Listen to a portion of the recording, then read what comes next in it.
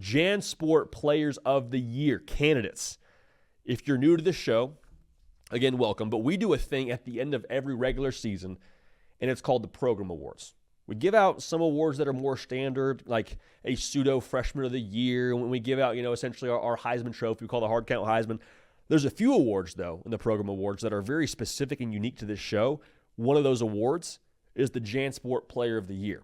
Now, what that entails is essentially you put your team on your back, like a Jansport backpack, and carry them to places that maybe they wouldn't have gone on their own. Last year's winner was Ashton Jeanty. I love Boise State, but they are not making the playoff without him having the season he had last year. I don't think that's disrespectful to say.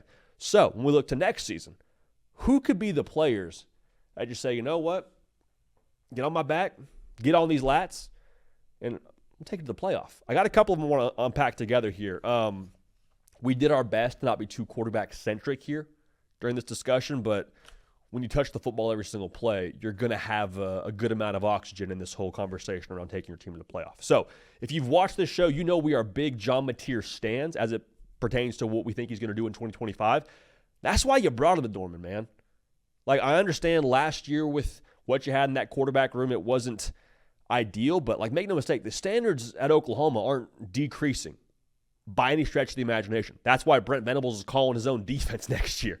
Okay, so when you went out and got a John Mateer from Washington State to come over with his offensive coordinator, Ben Arbuckle, that was the play, to bring him and to elevate the offense and to get them into a position where they can go compete for the SEC, and by nature of doing that, go compete for the college football playoff.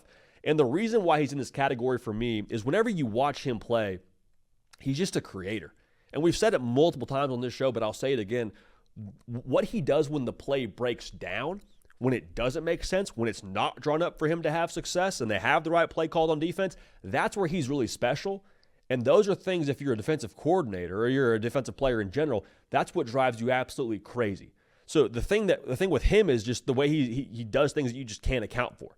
It's hard to simulate what John Mateer is in practice. You better just be ready to go when you step out there on Saturday afternoons and number 10's on the other side. So I think he's good enough to carry Oklahoma to be in that conversation. He'll have to do it, I think, for Oklahoma to make the playoff, but far be it for me to say he can't do it. Another quarterback for you, LaNorris Sellers. You don't really have to imagine this to think that it could happen. Last year, specifically, South Carolina beat a team that made the college football playoff. Why? Because LaNorris Sellers straight up took over. Broke, we'll say it again, 18 tackles against Clemson, meaning Clemson got hands on him 18 different times, weren't able to bring him down. Why? Because he's a freak show. And the thing with South Carolina, man, is their roster going to be on par with a Georgia or a Texas or whatever else the creme de la creme is of the SEC? Probably not at this point in time, if you're trusting recruiting rankings. But I think LaNorris Sellers is freakish enough. I think he is a wild card enough to be able to take over a game, like I just said. We've seen him do before. And he's a big reason why I think that South Carolina is a playoff team in 2025. So LaNorris Sellers, absolutely someone that we're watching here to potentially carry his team to the college football playoff. Now, we're going to go from a quarterback to a wide receiver here. Jordyn Tyson from Arizona State is a name that I think some people got more familiar with towards the end of the season as we're talking about, who's going to make it to the college football playoff from the Big 12. First of all, he spells his name Jordan with a Y.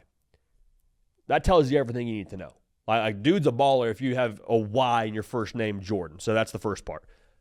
In addition to that, when you look at how much of a piece he was for that offense last year, he accounted when he got hurt, so he didn't play in the playoff or in the Big 12 title game. But when he got injured, he had accounted for 75 of 180 completions from Sam Leavitt. He had accounted for 45% of the passing yards that Sam Leavitt had during the season. That's stupid. And with Cam Scadaboo now gone to the NFL, God bless him, I think you're going to lean on Jordyn Tyson even more. I think he's ready for it, man.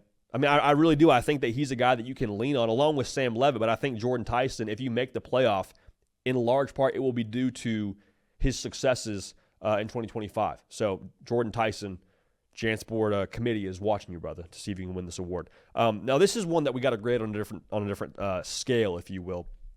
Nobody that watches college football doesn't know the name Jeremiah Smith the true freshman wide receiver for Ohio State a season ago, he's going to be the best player in college football next year. And it's not a discussion of can Ohio State get on his back and make it to the playoff. Ohio State's roster is good enough, I believe, tomorrow, even with all the question marks, to be a college football playoff team. The question is, can you ride Jeremiah Smith all the way to a national championship? Nick Saban asked the question on the Pat McAfee show during the college football playoff run. If you watch Jeremiah Smith against Oregon, I think the answer to you has to be yes. And I know it's a one-game sample size, but in the biggest moments as a true freshman, he continued to come up clutch. Like Texas had to account for Jeremiah Smith, and they took him away, but in large part, Ohio State still had a lot of success offensively, I think because of Texas having to, account for Jeremiah Smith. So with him getting a whole another season better, another season of spring football, and his offensive coordinator now being his receiver coach, it will be a get Jeremiah Smith the football kind of approach in Columbus next year. I think that he's good enough to get that done. So we'll see what his quarterback looks like next season, but Jeremiah Smith absolutely is good enough, I think, to take Ohio State the distance in 2025, should the other pieces on defense be in place. Staying in the Big 12, though, from Jordyn Tyson, the name before Jeremiah Smith, how about Baylor quarterback Sawyer Robertson?